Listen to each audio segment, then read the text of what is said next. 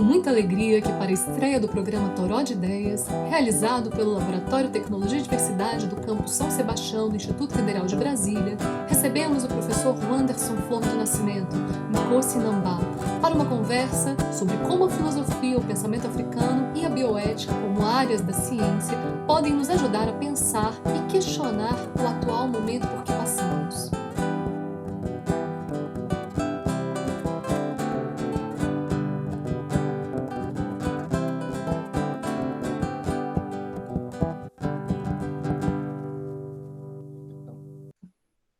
Então, muito obrigada novamente por você ter aceitado o nosso convite para participar desse bate-papo com a nossa comunidade do Instituto Federal de Brasília.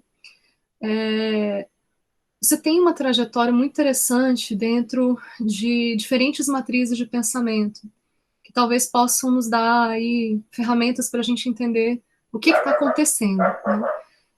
Em que momento que a gente aceitou que a morte poderia ser um caminho aceitável, né? A morte não da fatalidade, não do final de uma vida, mas dessas mortes antecipadas, né?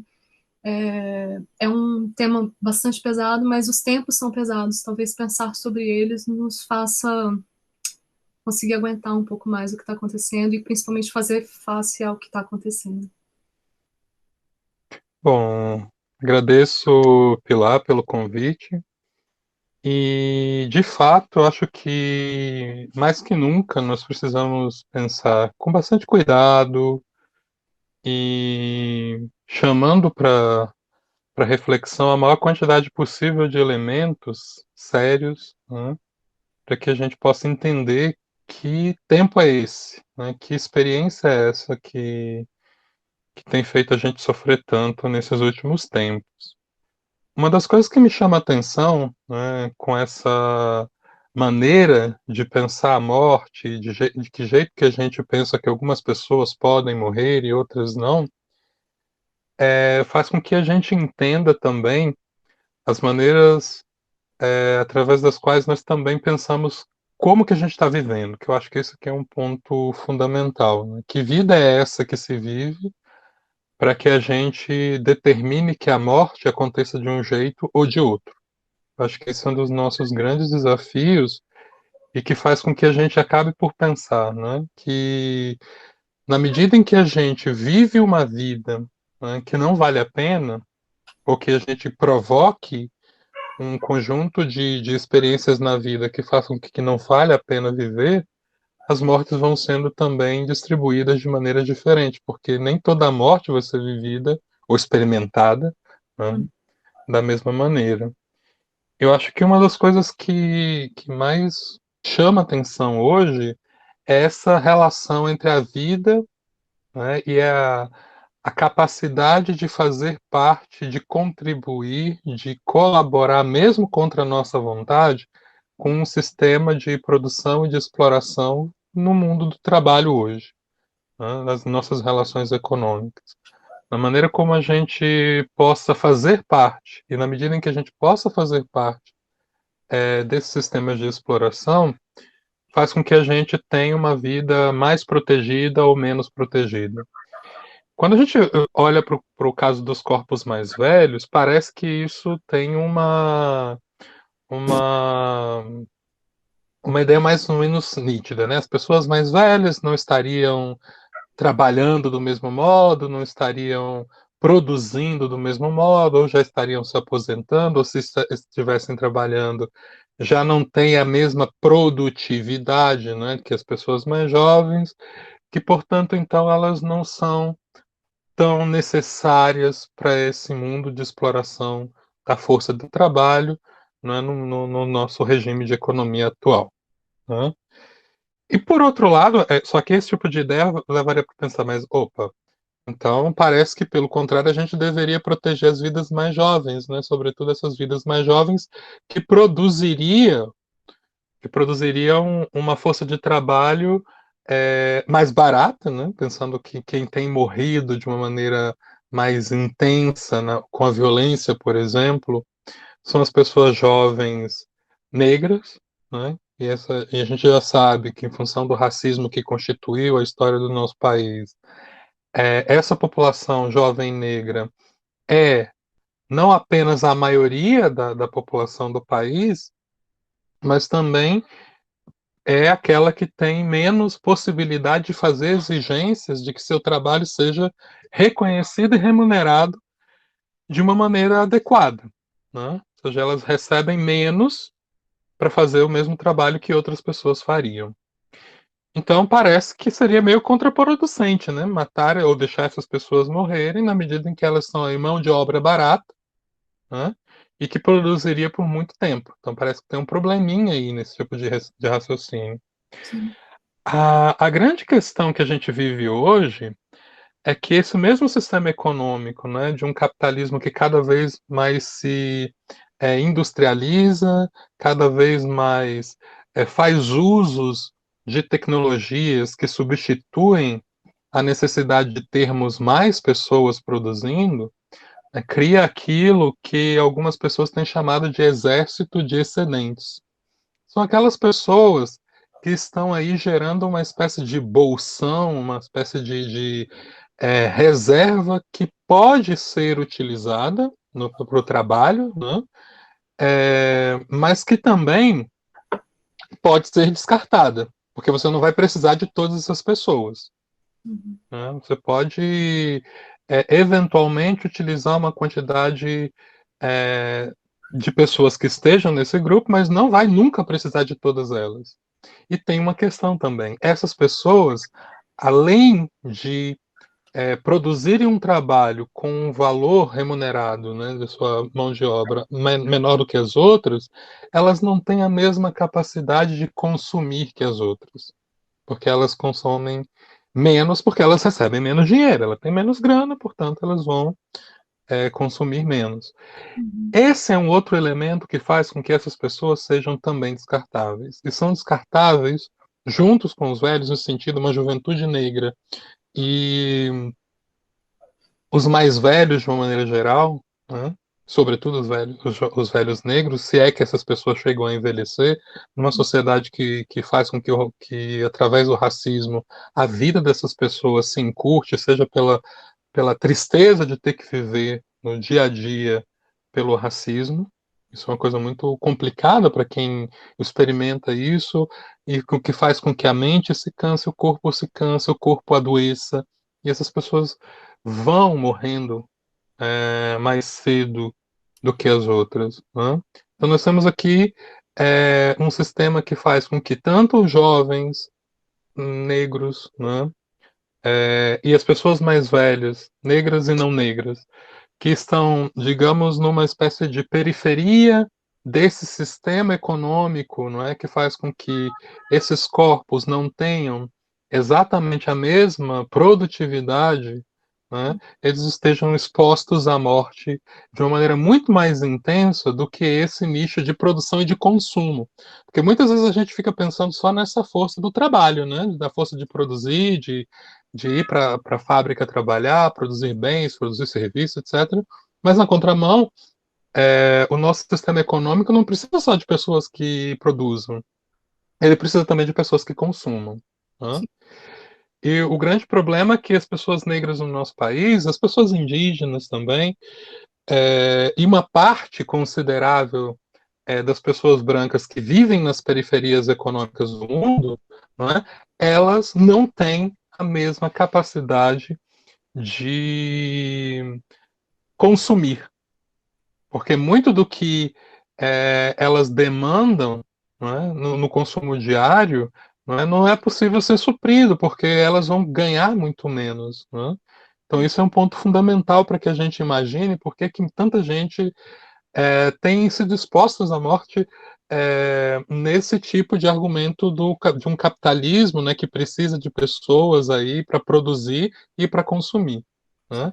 Mas você tem cada vez uma produção que demanda menos gente, Uhum. né? E ao mesmo tempo uma necessidade de pessoas que existam, mas que essas pessoas existam e possam consumir. Né? Então, só retomando aí o fio da meada, você estava falando justamente da valoração da vida a partir da sua capacidade de produção, de trabalho, ou seja, de lucro para alguém, né? E da manutenção, da valoração ou valorização dessa vida a partir da capacidade de consumo dela. Uhum. A gente tem aí uma inversão, né, do ser pelo ter, que é uma coisa que a gente vê muito nas quebradas, nas falas dos raps, enfim, que já é uma coisa que ressoa, né, dessa ancestralidade que entende exatamente o que está acontecendo, né? E que a a universidade acabou demorando tanto tempo para abraçar, para poder entender. Enfim, mas aí segue aí sua linha de raciocínio.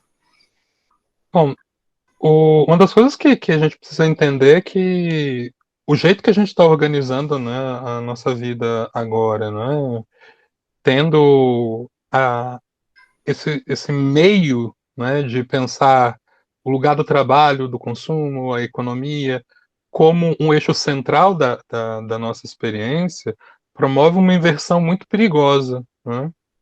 Porque durante muito tempo, em vários povos do mundo, a gente tinha uma percepção de que a gente trabalhava, de que a gente produzia, de que a gente construía riquezas, de que a gente, enfim, elaborava, não é, todos os nossos sistemas de produção para viver, né? Ou seja, a economia estava a serviço da vida, né?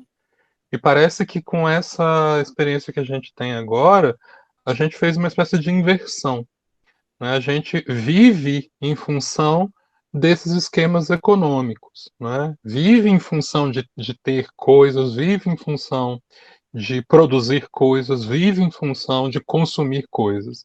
E essa inversão, mais do que simplesmente retórica, como se fosse uma espécie de discurso que só muda de lugar as coisas que estão na mesma relação, elas levam, né, essas inversões levam com que a gente também mude os valores, né, por meio dos quais a gente estrutura as nossas relações no mundo. Né? A gente começa a estabelecer relações com as pessoas do mesmo jeito que a gente estabelece relações com as coisas. Aquelas coisas que vale a pena ter perto, aquelas coisas que não vale a pena ter perto. Né? Começa a estabelecer relações econômicas nas nossas experiências diárias, né? A gente fala sempre num mercado de trabalho que é competitivo, então eu começo a estabelecer relações com as outras pessoas de competição, mesmo quando eu não estou com elas numa entrevista de emprego para saber quem é que vai ter o trabalho daquela entrevista, né? E começa também a fazer uma coisa muito perigosa, que é ter o outro como um adversário. Os outros acabam sendo adversários, porque no mundo em que tem pouco recurso e muita gente, né, a gente acaba tendo que disputar por tudo, e o outro se transforma numa espécie de inimigo natural. E Sim. isso é muito perigoso. Quando a gente começa a pensar a vida em função da economia e não o contrário, né, a gente começa a estabelecer uma relação de conflito muito importante, né, é, com as outras pessoas no mundo social. E isso tem consequências muito graves, com que faz que, por exemplo, a gente já não lamente mais algumas mortes. A gente já entenda que algumas mortes provocadas, ou mortes que são evitáveis, seja natural, é assim mesmo. Né? A gente começa a falar, não, vai morrer, e daí? Né? Coisas desse tipo.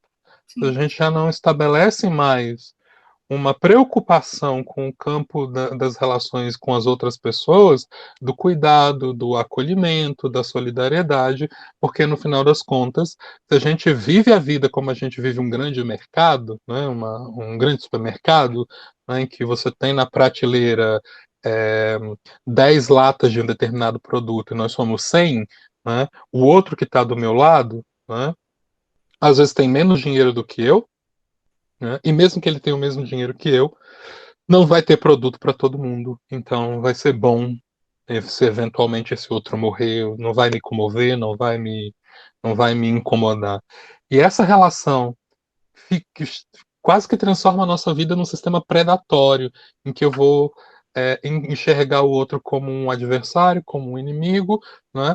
E essa inimizade se transforma numa espécie de grande valor que faz com que a gente já não se incomode mais com a perda, né, de algumas vidas. E se essas vidas, então, elas não produzem e não estão aptas a consumir como eu, e aí a gente sempre pensa, né, numa espécie de paradigma que faz com que a gente olhe a si mesmo como a grande referência do mundo, né? E sempre numa imagem de que a gente tem de nós mesmos que é vendida para nós, né? A gente aprende a se ver de uma maneira, né, que já não valoriza o outro como alguém que vale a pena e acaba se vendo de uma maneira diferente do jeito que as outras pessoas nos veem, né? Sempre nessa relação de consumo e de produção, que é sempre predatória e que está sempre colocando a gente em situações de conflito não produtivos, muito mais do que de cooperação, de solidariedade, etc. Né? Então, acho que essa é uma das consequências mais perigosas desse tipo de relação que a gente tem vivido hoje, que faz com que a gente experimente tanta violência, e que essa violência já não nos assuste mais. A gente é capaz de assistir uma morte na televisão, se choca, né? Como se estivesse no cinema, no primeiro momento, está completamente capturado por aquela imagem, e esse consumo de imagem também é um grande problema nesse processo, porque a gente está repetindo, repetindo, repetindo, repetindo, até que se acostuma com isso, né? E depois muda de canal, ou outro programa aparece, e aí vem uma outra distração que faz com que a gente já não tenha mais a mesma sensibilidade para com relação às outras pessoas. Só que um grande problema disso é que isso não acontece só comigo, vai acontecendo com todas as pessoas, ou com a grande parte das pessoas que estão inseridas nesse mesmo contexto. E a Uhum. grande questão é que uma hora isso vai me atingir, isso pode me atingir. Né?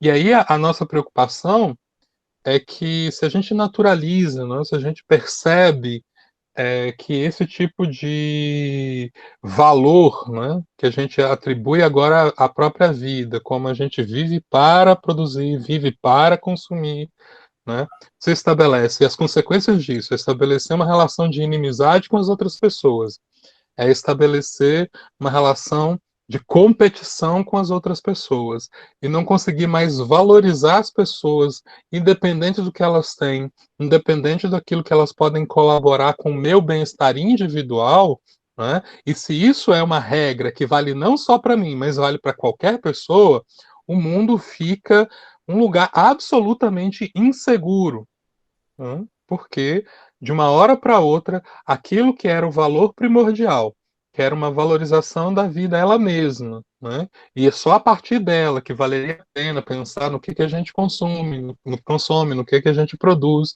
né? Agora parece que tudo se esvazia de valor. Por isso que eu falava lá no início que pensar em como a gente enxerga a morte significa também em pensar em como é que a gente enxerga a vida que a gente leva. Parece que se você tem a morte como um fenômeno banal, não porque ela não aconteça, ela sempre acontece, né? Todo mundo morre em alguma medida, mas se você já não se incomoda mais, se nós já não nos incomodamos mais com os modos como as pessoas morrem, se essas pessoas estão num tipo de relação em que algumas mortes já não se lamentam mais, né? Ou pelo menos o lamento que a gente tem delas é igual ao lamento que você tem quando morre uma personagem que você se entusiasmou num filme, né? Você se emociona, acabou o filme, acabou aquilo e pronto, você passa para a próxima Certo. diversão, né? E isso pode ser muito perigoso. Então, acho que é muito importante que a gente consiga perceber em como esses sistemas econômicos, em como esses sistemas éticos e morais que a gente tem vivido em função dessas inversões entre os valores da vida e os valores do que a gente produz em termos econômicos, né, que estão ligados em quaisquer casos, mas o problema é o que a gente prioriza e como a gente prioriza, mostra que a relação entre vida e morte, ao ser deslocada também, traz para a gente problemas de convivência muito grande.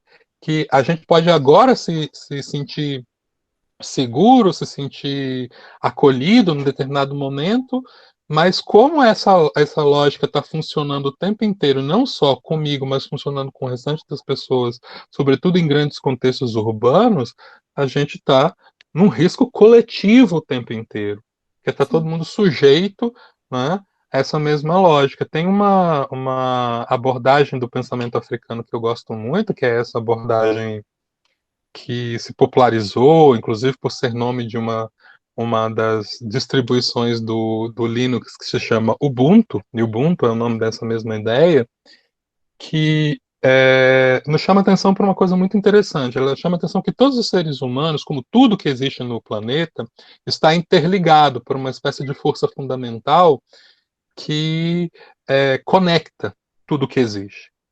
Então, se a gente autoriza que no mundo a injustiça ou algo que agrida alguém, que a gente autoriza que isso aconteça, isso vai entrar nessa cadeia de relações em que tudo está conectado. Isso vai atingir a comunidade inteira e, portanto, a cada um de seus membros. Então, se a gente autoriza que a injustiça aconteça com qualquer pessoa, a gente está autorizando que a injustiça aconteça comigo. Então, se ou com você, Pilar, ou com os seus filhos, com uma pessoa que você nunca viu na sua vida, com as pessoas que você ama e com você mesmo. Então, esse é o grande ponto. Se a gente não barra a possibilidade de enxergar como natural mortes violentas acontecendo com outras pessoas, a gente não tem como barrar que isso aconteça com a gente também. Eu acho que esse é um ponto fundamental para que a gente consiga entender por que esses contextos violentos vêm crescendo, né? E a gente tem essa impressão de, opa, mas está chegando cada vez mais perto, está Uhum. chegando cada vez mais perto, mas está chegando cada vez mais perto porque a gente autorizou que isso acontecesse, mesmo com aquela pessoa que a gente não gosta, mesmo com aquela pessoa com que a gente não tem afinidade, mesmo com aquela pessoa que a gente não conhece. Então a justiça não é uma justiça que possa interessar somente a mim e aos meus amigos, aos meus próximos. Ou a justiça, ou impedir que esses sistemas violentos aconteçam no mundo, é um projeto coletivo, ou a gente vai autorizar e fazer por onde essas coisas aconteçam com todo mundo, né, inclusive conosco. É interessante isso que você fala de uma perspectiva Ubuntu, que vem, se eu estiver enganada, você me corrige, dos povos Banto, né? Essencialmente dos povos Banto e Yorubá. É isso? É, essa abordagem Ubuntu, que a palavra Ubuntu é uma palavra que é presente em algumas línguas, né, do tronco Bantu, que é um tronco falado em vários países do continente africano, sobretudo do centro-sul africano, né, e que de alguma maneira tem outras significações em outras palavras que dizem a mesma coisa em outros lugares do continente africano, mas é uma ideia originária do continente africano, né, do sul do continente especificamente, do centro-sul do continente. E Uhum, esses povos que falam as línguas bantas, né, que nos ofereceram esse nome, né, como a marca disso que é uma característica da humanidade, né, que nos conecta a todas e todos. Né? A todos os existentes, né, estão conectados por essa força fundamental e existem enquanto humanos nessa inter-relação, ou seja, não existem fora dessa relação. Não existe humanidade isolada. uhum. Então, essa ideia mais básica, né, dessa noção de Ubuntu, tal como pensada pelos pensadores e pensadoras africanas de línguas bantas. Né?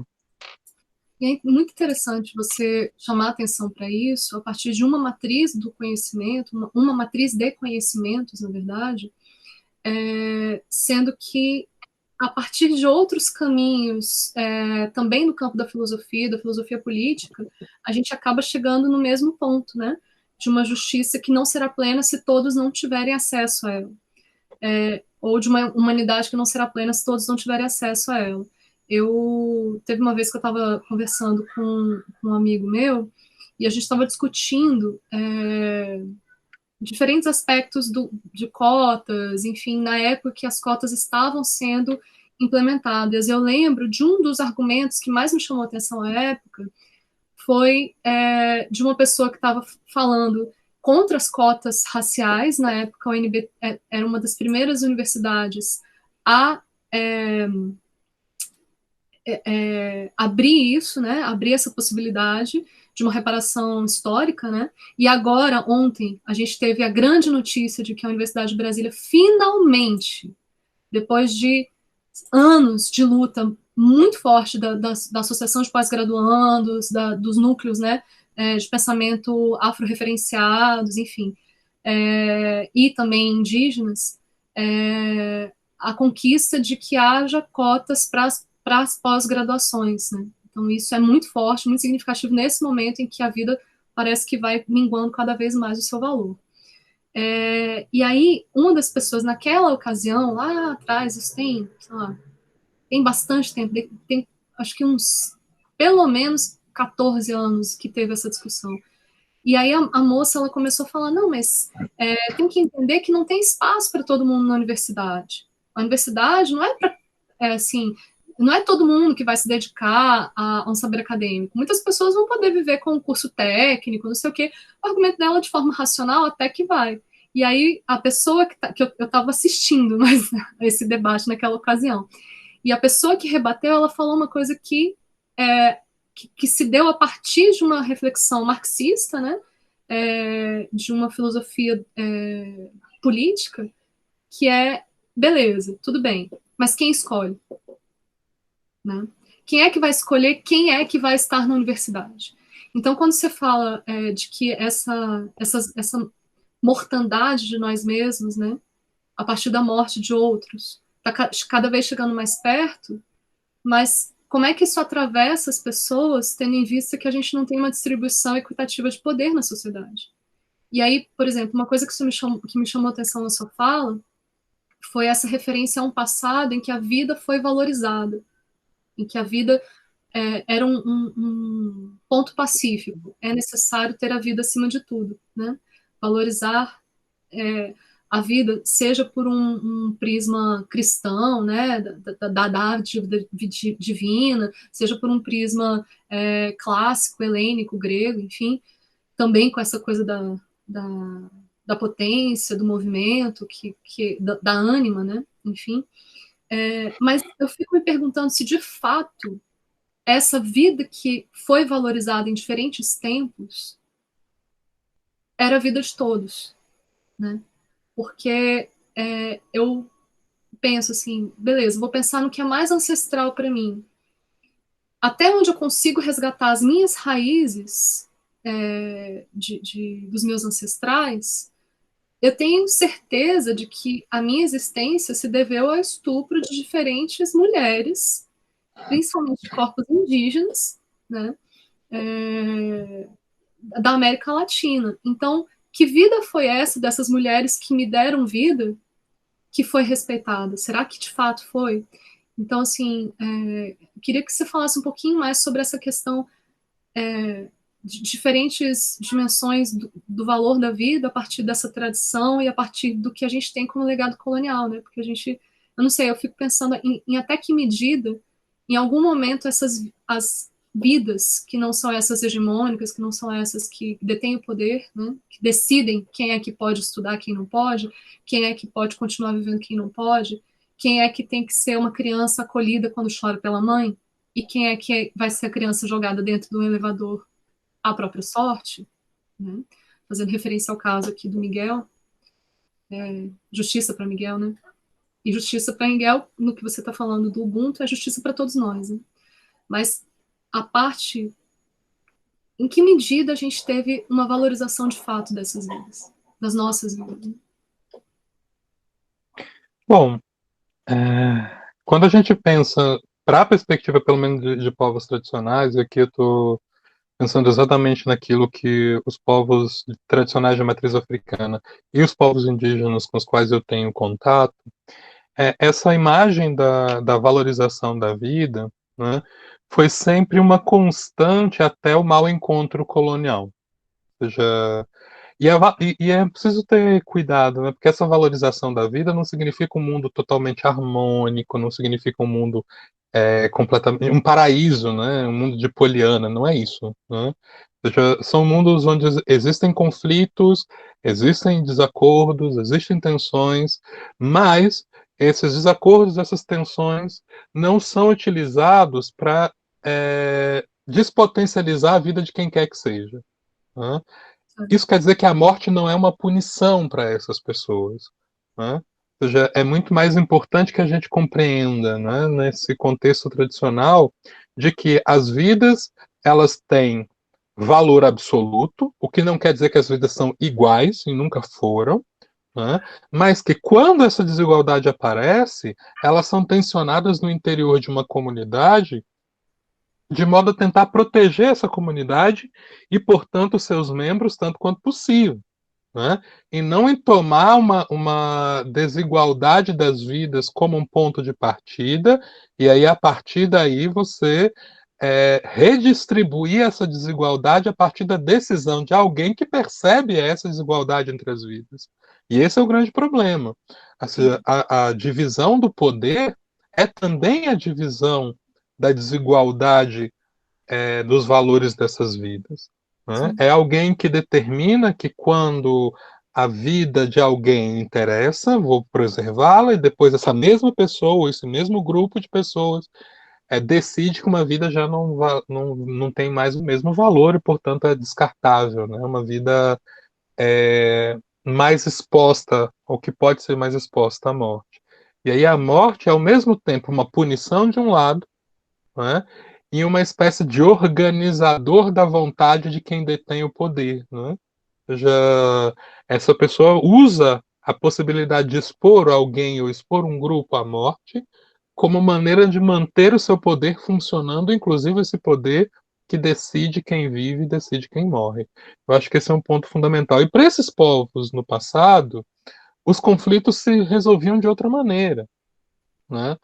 É, eu vou falar especificamente aqui dos povos tradicionais de matriz africana, pelo menos no passado, anterior a essa colonização, entendiam, né, sobretudo os povos africanos que chegam ao Brasil, entendiam que o conflito, né, deveria ser resolvido, qualquer conflito da minha vontade, eu quero ter uma coisa, outra pessoa acha que aquilo é injusto, é, já que são mundos em que a ideia, por exemplo, de uma propriedade privada não acontece, né? Isso é muito importante, ou seja, ninguém está disputando porque eu quero ter um tênis, o outro também quer, e só tem um tênis, e a gente briga porque só tem um tênis, não é isso que está em jogo, mas em desacordos, pensando que o outro tem tanto direito à vida quanto eu, mas a gente não concorda com alguma coisa, e essa discordância pode ser radical, né?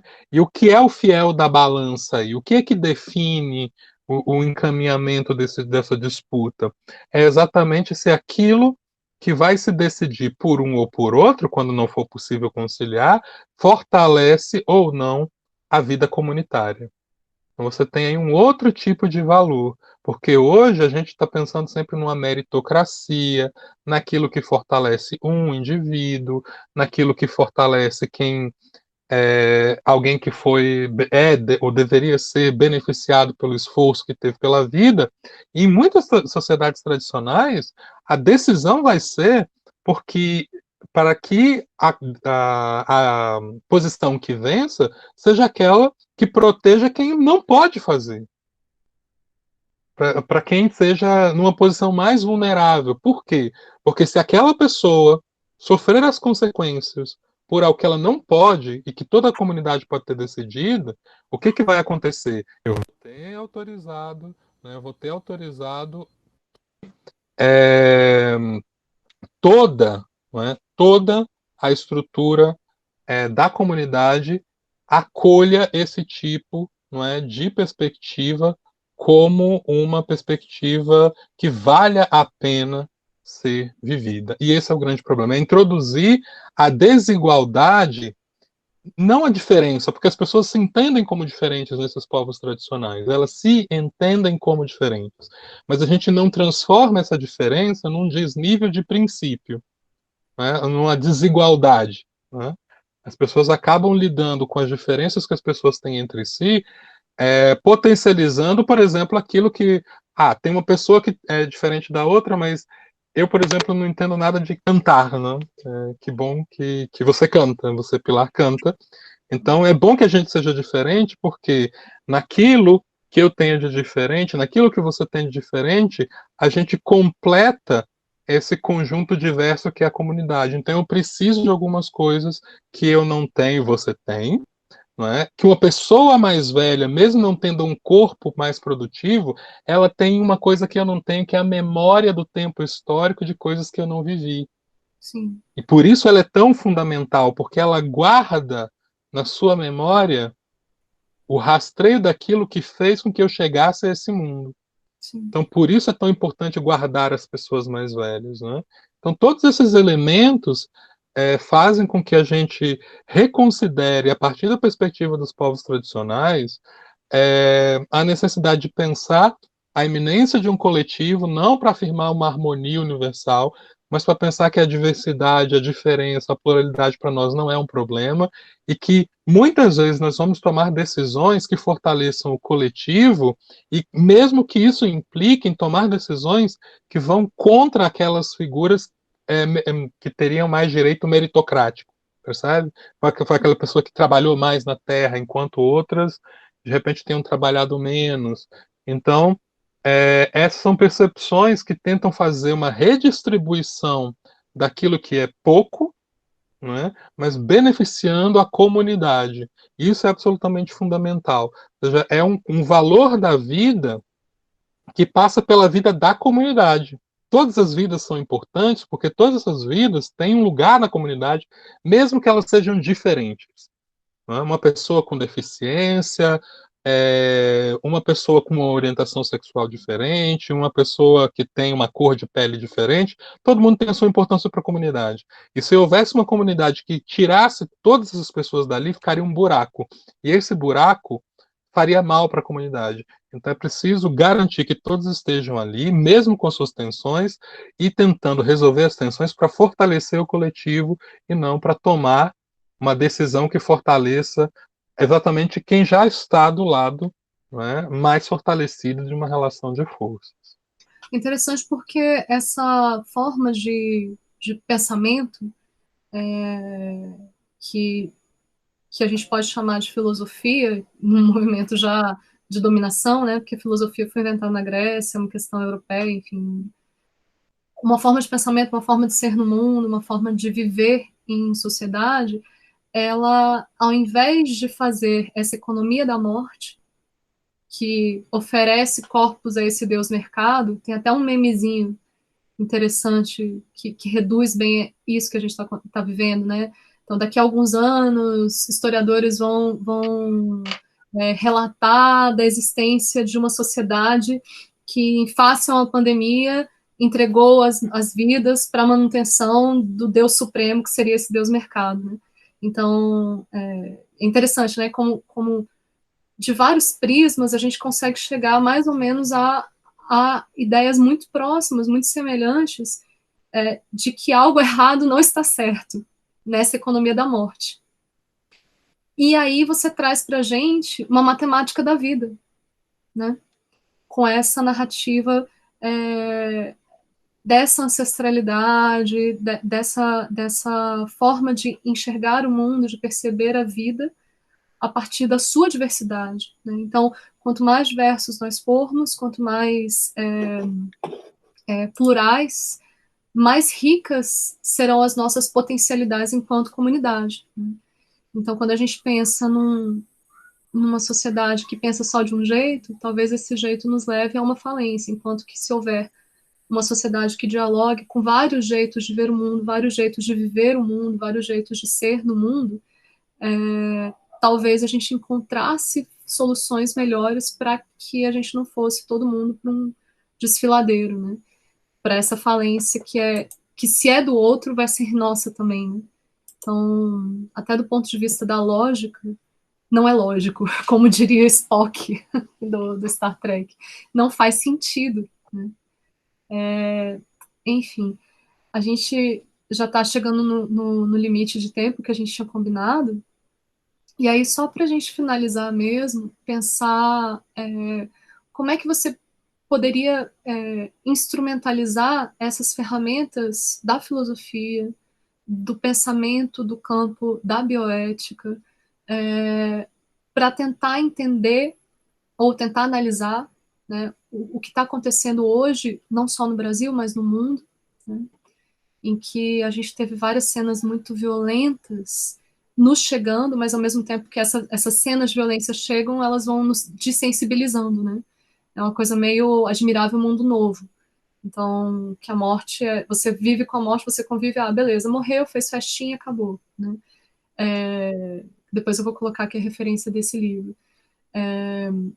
E ao mesmo tempo, a gente vê essas cenas grotescas de corpos negros tombando, de corpos mais velhos, de corpos mais jovens, como foi o caso do George Floyd nos Estados Unidos, como foi o caso do Miguel, do João Pedro aqui no Brasil, crianças, né, na sua mais tenra idade. E o que a gente pode, a partir desse conjunto de ferramentas aí, de perspectivas, de olhar para o mundo, que a gente pode, como a gente pode analisar o que a gente está vivendo, e num segundo momento, que resposta a gente pode trazer para esse mundo? O que a gente pode apresentar como questionamento, proposta, para que isso, esse, essa cadeia de violências não continue sendo reproduzida? Bom, uma das primeiras coisas que eu chamaria atenção nessa tentativa de tentar utilizar essas reflexões como ferramentas para pensar o tempo presente é tentar que a gente compreenda o que de fato é essa crise que a gente diz que está vivendo, né? Acho que muitas vezes a gente fala, nós estamos passando num tempo de crise, há um problema, mas a gente não sabe direito o que está acontecendo. Acho que muitas das vezes a gente tem um incômodo, sabe que tem alguma coisa errada acontecendo, né, mas não sabe muito bem o que é que está acontecendo. Acho que esse é um ponto fundamental. Quando a gente viu durante toda a discussão política do início do trato estatal da pandemia aqui no Brasil, a ideia era se eu deveria salvar a vida ou salvar a economia, se você tinha essas ideias como se fossem antagônicas, o que está acontecendo, e de uma maneira geral, não é, pensar de que modos, não o próprio nome dessas questões não aparece na nossa gramática, né? E aí a gente tem uma necessidade importante de usar as ideias para ler o nosso momento. Acho que a gente tem uma angústia, a gente sabe que tem alguma coisa errada acontecendo, sabe que tem alguma coisa que não está bem, chama isso de crise, mas não consegue enumerar. Por exemplo, qual é a relação que nós estamos estabelecendo agora, né, com a vida das pessoas mais velhas? Qual é a relação que nós estamos estabelecendo agora com a vida das pessoas negras? Qual é a relação que nós estamos estabelecendo agora com a vida das mulheres, que, quando a gente observou que durante a pandemia houve um aumento de casos de violência doméstica contra essas mulheres que estiveram isoladas em casa? Né? Ou seja, a gente precisa observar o que é que está acontecendo nas suas nuances, vamos dizer assim, e ler a partir desses dados, né? Ou seja, usar como se fossem lentes, né, para que a gente consiga ler esses fenômenos que não estão desconectados. Muitas vezes a gente pensa que é um problema acontecendo aqui e outro ali, não. Eles estão conectados. Quando a gente está vendo o corpo negro e literalmente vendo, porque esse cara foi assassinado na nossa frente nas câmeras, o George Floyd. Ele foi assassinado. Ele implorou, por favor, me deixem respirar. Exatamente. Exatamente. Filmados, o policial que está com o joelho no pescoço dele está vendo que está sendo filmado. Ou seja, é uma sensação de impunidade tão grande que você já não se importa, porque você pensa nesses esquemas em que as vidas estão hierarquizadas, né? Era um cara desempregado, era um cara que era entendido como um bandido porque estava usando uma nota falsa, né? Ou seja, era uma vida que ali já tinha sido entendida ou lida como uma vida sem importância, a ponto de que um agente público esteja matando o outro, sabendo o que está fazendo, na frente de uma filmagem, né? E não se importar. Isso é desconectado, por exemplo, de uma pessoa que aperta o botão de um elevador com uma criança dentro e entrega ela a sua própria sorte é diferente de um sistema político que é, vai levar à decisão de que, num esquema de falta de recursos no trato de uma pandemia descida pela vida dos mais velhos, qual é o problema de fundo disso? Então a gente precisa olhar essas experiências pontuais com lentes que tentem ver como que elas estão conectadas. E se a gente levar a sério, por exemplo, o que a perspectiva Ubuntu está chamando a atenção, a resposta vai ter que ser coletiva. Não sou eu, não é você, Pilar, não é a família do George Floyd, nem a família do Miguel isoladamente, mas todo mundo se colocando numa perspectiva de tentar perceber que mundo é esse que a gente está construindo com esse tipo de atitude. Esses indivíduos são meus inimigos? Não são? Se são, são por quê? Se não são, por que que eu não me compadeço? Hã? E o que não significa sair agora todo mundo para a rua ou fazer textão na internet, etc., mas em revisar a nossa própria posição, em como que a gente está se comportando, em como que a gente está consumindo essas imagens, e como a nossa própria relação com toda essa violência, que às vezes esse é um grande problema, a gente está se habituando com ela. Né? Na medida em que a gente naturaliza na nossa própria maneira de perceber o mundo a violência, né, nós estamos desarmados para poder oferecer qualquer tipo de resposta modificadora. Por que eu vou, afinal de contas, tentar mudar se eu não enxergo essas situações como problemáticas? Eu acho que esse é um desafio primeiro, né? Conseguir enxergar o problema. A gente ainda não tem como dar a resposta, porque a possibilidade de ver o que está acontecendo como problema ainda é restrita a um pequeno número de pessoas, e a maior parte das pessoas estão muito acomodadas, muito satisfeitas com o que está acontecendo, e se não estão satisfeitos, pelo menos estão indiferentes. E que, num sistema em que a morte está sendo distribuída de maneira desigual, se a gente não toma uma postura efetiva de modificar as coisas como estão acontecendo, a gente é parceiro. Não tem imparcialidade no mundo político. Né? Não tem em cima do muro, efetivamente, quando o que está em jogo é a possibilidade de distribuir de maneiras diferentes os valores das vidas das pessoas e das mortes que elas eventualmente venham a ter em função dessa desigual distribuição dos valores sobre a vida. É interessante isso que você chama atenção, que não ressoa a partir justamente de um prisma da ciência, da filosofia, né? Que é a ciência do pensar, que é a ciência da ciência, um hashtag que vem sendo ecoado em várias redes sociais, que não é um caso isolado. Mas aí eu acho que a gente consegue, então, fazer um salto do identificar, não é um caso isolado, para identificar o que está por trás dessa organização que tem como prioritários, como alvos prioritários, corpos negros, corpos de mulheres, corpos de velhos, e numa lógica totalmente paradoxal, até mesmo o corpo dos mais jovens, né? Que seriam esse exército de trabalhadores excedentes aí, né? Então, é muito bacana a gente conseguir encontrar não respostas, mas ferramentas para nos fazer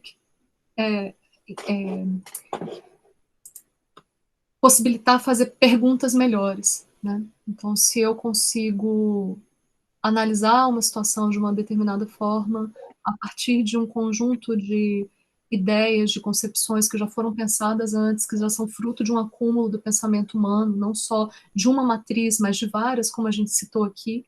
A gente citou de forma muito leve conceitos da bioética do Foucault, a gente citou de forma muito leve, do biopoder, né, melhor dizendo, do Foucault, a gente citou de forma muito, muito leve perspectivas de toda essa matriz de pensamento Ubuntu.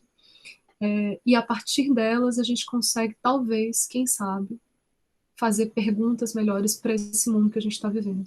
E talvez aí, a partir disso, encontrar caminhos, né? Não sei se a gente vai conseguir encontrar soluções, né? A sensação que nos dá muitas vezes é de um desamparo, né? E aí a gente lembra da disciplina que eu cursei contigo lá no NB, do desamparo, né? Em que medida eu consigo fazer frente a tudo isso, não, e aí vem na própria resposta, né? Não enquanto indivíduo. Enquanto indivíduo a gente não vai conseguir fazer nada.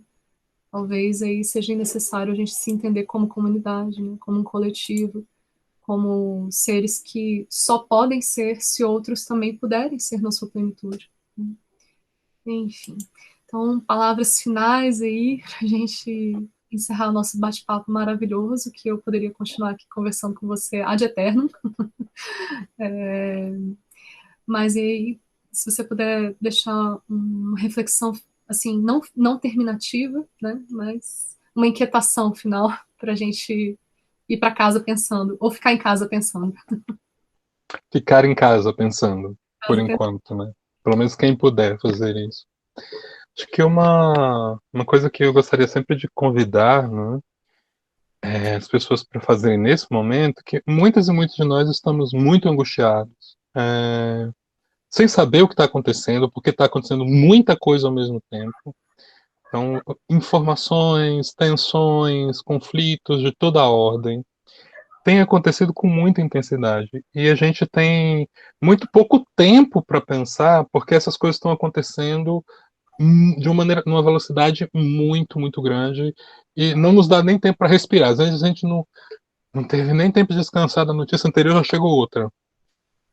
Conflitos de toda a ordem, né? Eu acho que esse é o momento que a gente tem que aprender a pensar em como os nossos afetos têm sido utilizados como armas políticas, os nossos afetos, né? Hum, Como é que nós estamos aprendendo a amar, odiar?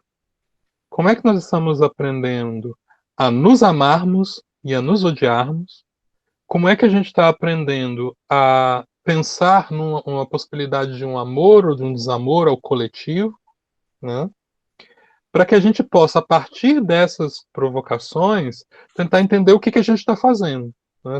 Acho que um dos grandes desafios hoje é tentar restaurar uma possibilidade de um afeto, né, que nos permita andar por esse mundo e pensar nesse mundo, né, coletivamente para tomar decisões, que parece que esse tem sido um dos grandes é, elementos utilizados nessa guerra de todos contra todos que a gente está vivendo agora, né? Então, isso não é tão simples, né? Porque a gente não olha para os nossos próprios afetos, né? Em como que esses afetos nos levam a pensar e, sobretudo, em como esses afetos nos levam a não pensar e a sermos indiferentes. Então, acho que é um convite para tentar olhar um pouco para si, né? Já que a gente não está no momento de fazer essa congregação coletiva, né? Para que em algum momento, depois de a gente olhar para nós e o que foi feito de nós nessa história, a gente está em condições de poder fazer esse arranjo, esse diálogo numa coletividade. E agradeço imensamente o convite de poder discutir com você e com toda a galera que vai nos ouvir.